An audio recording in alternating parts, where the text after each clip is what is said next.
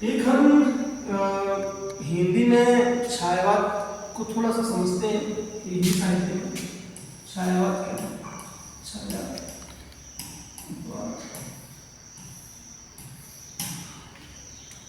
हिंदी साहित्य में जब हम आधुनिक हिंदी कविता के संदर्भों में हिंदी काव्य को पढ़ते हैं तो उसमें क्या है, एक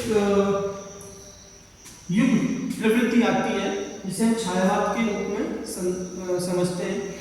छायावाद की जो समय सीमा है सन 1918 से लेकर सन 1936 1918 से लेकर 1936 का ये समय है। ये छायावाद के संदर्भ में आता है क्योंकि 2 वर्ष और 1938 तक यहाँ व्यक्तिक मूलक काव्यधारा, सांस्कृतिक मूलक काव्यधारा, तो इस रूप में जैसे हरिवंश राय बच्चन जी या माखनलाल चतुर्वेदी जी, रामनिवास त्रिपाठी जी, तो इनका हम नाम इस रूप में पढ़ते हैं। तो मूलतः जो छायावाद है 1918 से लेकर 1936 का, इसमें क्या है कि 4 प्रमुख कवि, 3 कवि और 1 कवियत्री, इनका हम इसमें अध्ययन करते हैं। इसमें जयशंकर प्रसाद,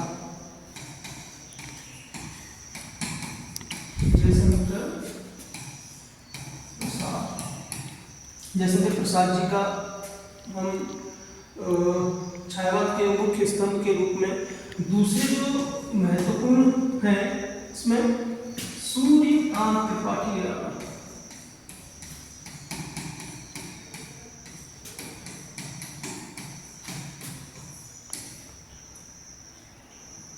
निराला जी,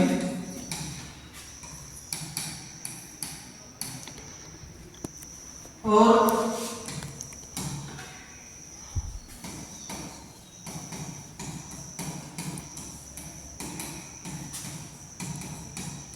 सुमित्रा नंदन पंत जी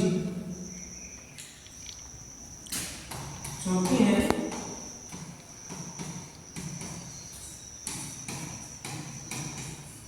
महादेवी वर्मा जी। तो मुख्यतः 4 कवि, इनका हम हिंदी में छायावाद जो युग प्रवृत्ति है उसमें अध्ययन करते हैं। जयशंकर प्रसाद जी की जो रचनाएं हैं, झरना, आंसू, लहर, कामायनी, ये मुख्य रूप से इनकी काव्य रचनाएं हैं। सूर्यकांत त्रिपाठी निराला जी की अणिमा, गीतिका, अनामिका, ये सब इनकी प्रमुख रचनाएं। हालांकि उन्होंने उपन्यास भी लिखा है। तो इस रूप में सुमित्रा नंदन पंत जी जो है वीणा, ग्रंथि, पल्लव, गुंजन, युवान की युवाणी और ग्राम्य है, तो इनकी फिर आगे प्रगतिवादी काव्यधारा है। बाकी इन्होंने स्वर्ण काव्य के रूप में भी अपनी रचनाएं लिखी, कला और बूढ़ा चांद, इस रूप में। तो पंत जी जो है इनकी छायावाद में इनका जो समय का जो दौर है ये बदलता रहा है, युग प्रवृत्ति के अनुरूप ये बदलते रहे।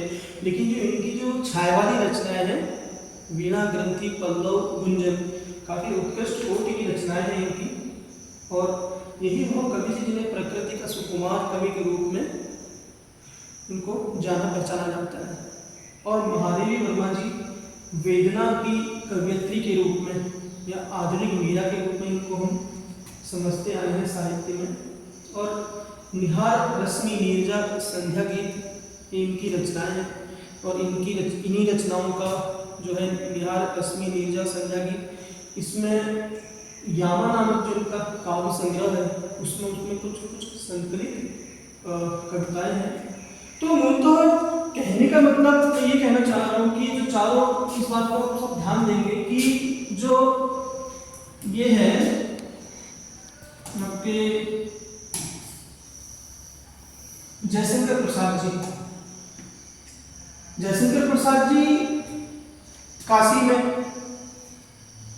सूर्यकांत त्रिपाठी निराला जी पश्चिम बंगाल मेदिनीपुर, हालांकि हम उत्तर प्रदेश से ही हैं, और सुमित्रा नंदन पंत जी पहले का उत्तर प्रदेश, अब उत्तराखंड, कौसानी नामक ग्राम में, और महादेव वर्मा जी फर्रुखाबाद में। भारत के भिन्न भिन्न क्षेत्रों में ये सब जन्म लिए हैं। और जब एक प्रवृत्ति छायावाद पर जब ये लिख रहे हैं तो सबकी लिखने की जो मुख्य प्रवृत्तियां हैं यानी जो मुख्य विशेषताएं हैं वो क्या है, एक ही है। छायावाद की अगर हम विशेषताओं की ओर बात करते हैं तो जो इनकी विशेषताएं हैं, इनकी विशेषताओं में जो मुख्य बात जब सामने आती है वो है प्रकृति का चित्रण। प्रकृति चित्रण जो मुख्य रूप से जो इनकी बात आती है। दूसरी जो महत्वपूर्ण बात है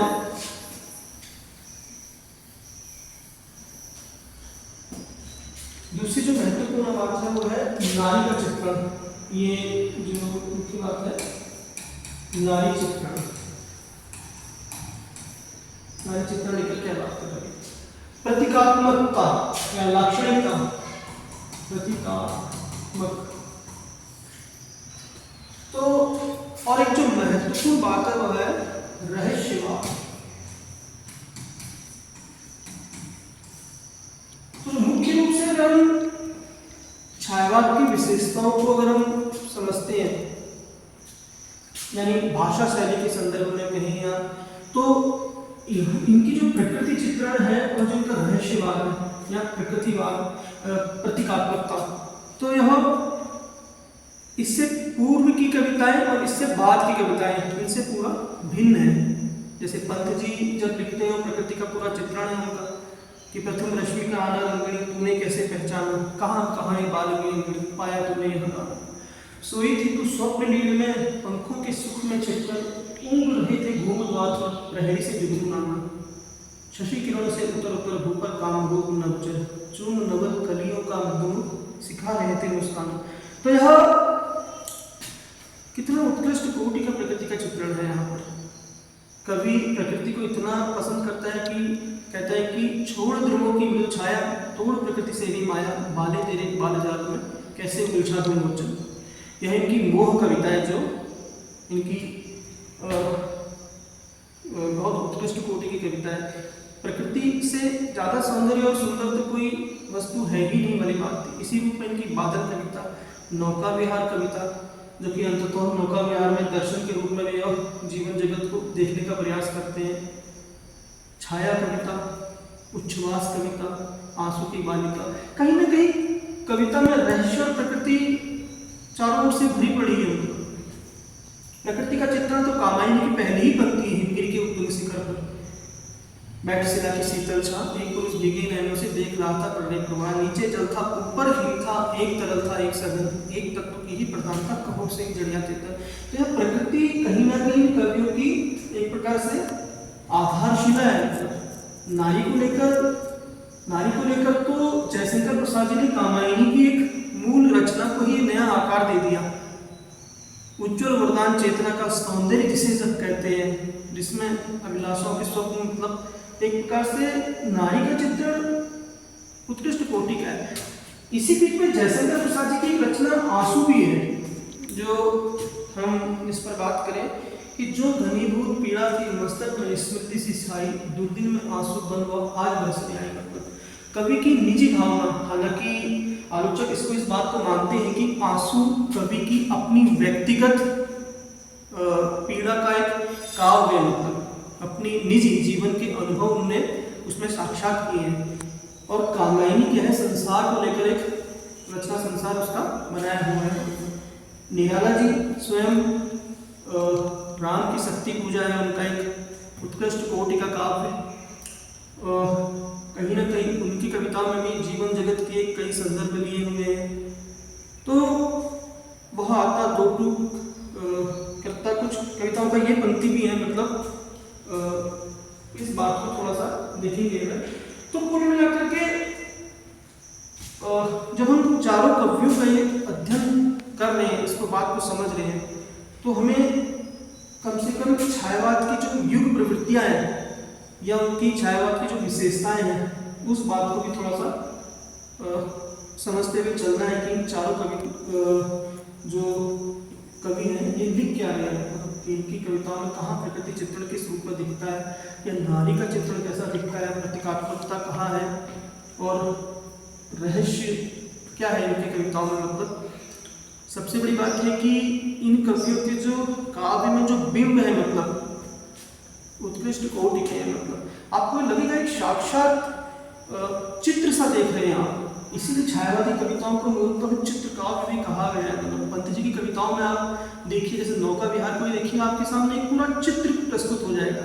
कामायनी के देख लीजिए, पूरे 15 सर्ग में कि चिंता, आशा, श्रद्धा, काम, वासना, लज्जा, कर्म, ईर्ष्या, ईड़ा, स्वप्न, संघर्ष, निर्वेद और दर्शन, रहस्य, आनंद, 15 के 15 सर्ग में कहीं ना कहीं आप पूरे कथा रूप में ऐसा लग रहा है कि आंखों के सामने चीजों को साक्षात होते हुए देख रहे हैं। मतलब चित्र काव्य के रूप में देख रहे हैं आप। मतलब इस रूप में निराला जी की कविताएं हैं। आपको लगेगा कि राम की शक्ति पूजा आपस में ऐसा एक युद्ध हो रहा है जिसको मैं साक्षात अपनी आंखों से देख रहा हूँ। इतना सुंदर तरीके से चीज़ों को दिखाया उसने। रोगी जय पुरुषोत्तम नवीन कहे राम के वजन में हुई शक्ति भी। मतलब शक्ति की उपासना एक साधारण पुरुष के रूप में, हालांकि प्रभु है वो अपनी उनको शक्ति की आराधना करने की क्या आवश्यकता थी, तो खुद ही ईश्वर थे। मतलब फिर भी एक आदर्श स्थापित किया है कि व्यक्ति को भी अपने कर्मों के लिए शक्ति की आराधना, माँ देवी की आराधना करनी पड़ती है। तो महादेवी में तो स्वयं वेदना की कवियत्री है। मैं नीर भरी दुख की बदली, स्पंदन में चिन्ह स्पंद बसा, क्रंदन में आहत विश्वासा। तो कहीं ना कहीं हम इन जब चारों कवियों को एक तरह से देखते हैं, इनके काव्य को जब हम समझते हैं, तो हमें बहुत बातें जो है होती हैं, चीज़ों को हम समझते करते हैं। तो इसका एक प्रकार से थोड़ा सा अध्ययन करते हुए चलेंगे हम छायावाद का। मुख्य रूप से इसकी विशेषताओं को पढ़ेंगे और संदर्भ प्रसंग से व्याख्या के संदर्भ में हम इनके चुनिंदा अंशों को पढ़ेंगे, कामायनी के, पंत जी की कविताओं के, और करेंगे अध्ययन। अगले अंक में फिर कुछ और लेके आते हैं।